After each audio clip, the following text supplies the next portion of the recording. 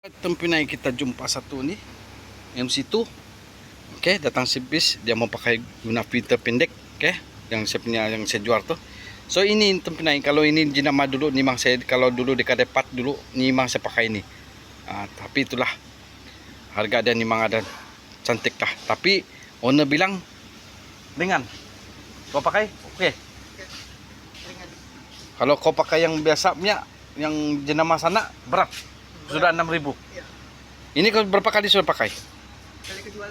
Kali kedua. Tapi dia cakap dia beli di Shopee. Ini yang tempatannya nih. Kau beli di Shopee, kau cari link yang tempatannya, sababnya free tambang. Ya. Nah, kamu pergi tengok di link yang saya kasih kongsi. Saya kasih kongsi ini EXN. Ini minyak memang bagus. Saya tidak tipu. Dulu saya di 2020 memang jual ini minyak. Memang cantik. Jadi kalau kamu mau, kamu tengok tu link di bawah. Nanti saya cari tu link, kamu tengok. Dia SP grade nih, kau tengok. Tengok.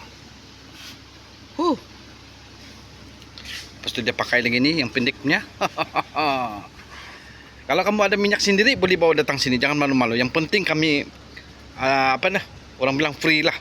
Kalau macam sibuk itu kena tunggu lah. Okey, terpenai. Kamu tengok link di bawah.